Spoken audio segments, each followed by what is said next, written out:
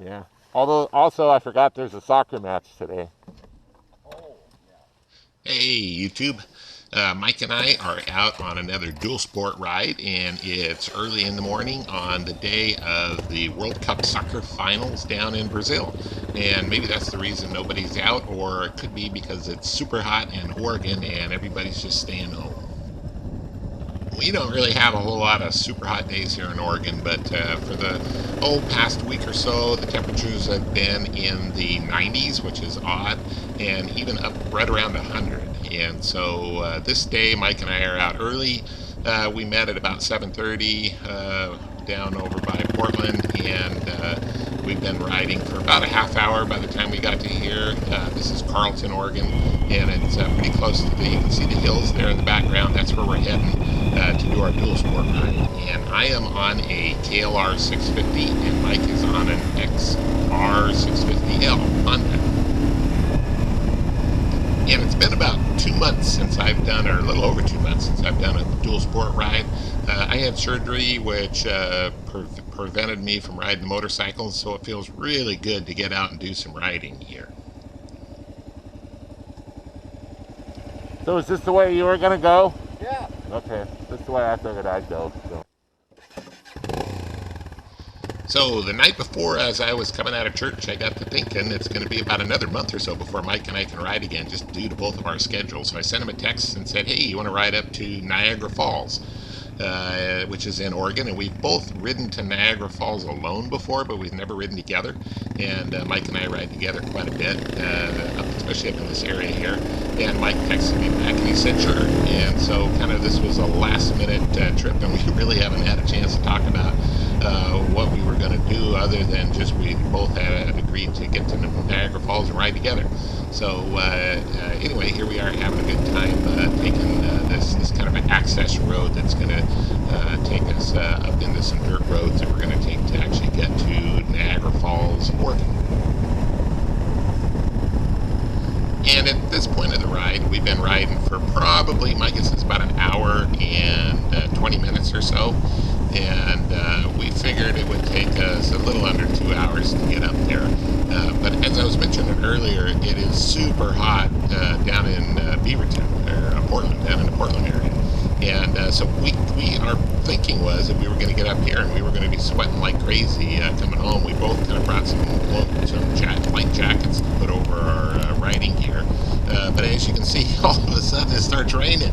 And neither of us have rain gear, although it didn't rain too hard. But it was kind of a shocker to go from that super hot weather down in the valley to rain and cool temperatures up here.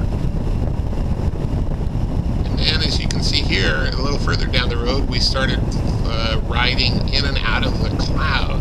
And this was super cool. I mean, I've ridden in and out of clouds before, but never in and out as much as we did, and so obvious as we did during this second part of the ride here. I'm a pilot, and I've flown under clouds and had cloud. You kind of go in and out of them, not realizing that you're as close to them as you are. So I've experienced this before in an airplane, but never so much in a motorcycle. And this was just kind of magical. I mean, it was really neat up here, going in and out of the clouds. And this continued pretty much up until the point where we got to the waterfall near the end of the video here. And then right here is where we make the transition from pavement to gravel. And according to the sign that you couldn't see in the video there that we just went by, it's not too far, like 5 miles or so from here to the waterfall. It seems a lot longer. I'm not sure why, but anyway, it's just kind of a fun ride because due to my surgery, I'm not supposed to really be doing anything strenuous. I think the doctor told me not to lift more than 20 pounds or something until the end of the month. But so we were keeping it easy, and you can see we're still kind of going in and out of the clouds up here. It was so cool. I mean, it's just it'd be kind of hazy like that, then it would clear up and hazy again, and you could just kind of feel the moisture as you're going in and out. But anyway, this was just we were looking for just an easy ride. No ATV trails or anything steep, or just kind of easy gravel roads, and just something that would actually be a whole lot of fun. And And then another reason I wanted to ride up here, which was, you know, aside from just having fun with Mike, another one of the main reasons I wanted to ride up is I've wanted to come up here with my wife for a long time. In fact, if you look in one of my older videos, I've got a video of a ride where I came up here by myself and actually got lost. And I think it's, I forget what the title of it is, but it's one where I get lost.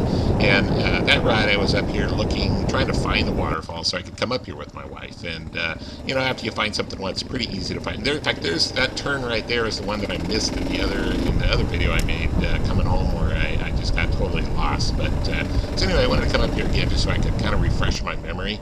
And then my wife and I can come up here in our car sometime. So there you can see Mike almost missed the turn. There's another one of those little signs off to the waterfall. And you know, this isn't really a place that you would want to come in your car, although I've seen Subarus up here. But I figured my wife and I can come up here in our, got an SUV. And there's a little hike to the falls, and it would just kind of make for a fun ride. And I'd kind of share with her some of the areas that I go dirt bike riding in. And you can see we're still kind of going in and out of the clouds up here. I mean, it was just really cool. So hopefully within the next few weeks you'll see another video of me coming up here with my wife. So there's the sign for the waterfalls, and here's the parking lot. You can see it's not a very big parking lot because I don't think very many people are going to actually make it all the way down those roads just to do the waterfall here. So Mike and I stopped here.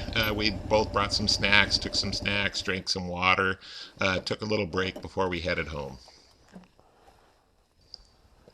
And then another reason I wanted to go on this ride is I just got those new panniers. You can see them on the back of the KLR, and those are really cool. I'll do a review on those once I've used them a little bit longer. Those are the Tusk Panniers for the KLR. Very inexpensive, and so far I would say very well built. I mean, I am extremely happy with those. I really don't notice them on the back of the bike. I mean, there's no question they added some weight, but as far as just this easy ride goes, there's Mike. As far as this easy ride goes, I really didn't notice that they were there. So anyway, hop back on the bike. I have to get the keys here. Don't forget to lock the back. So hop back on the bike, and our plan was to ride back up the hill here and then switch bikes so I could get some video of from his bike looking at my bike. But unfortunately, the GoPro died. Actually, it had already died once. It was the second. I used up all my batteries, and so we were done taking videos. But we still had a really fun ride going home. In fact, we took a different route that was a lot of fun. So anyway, thanks for watching.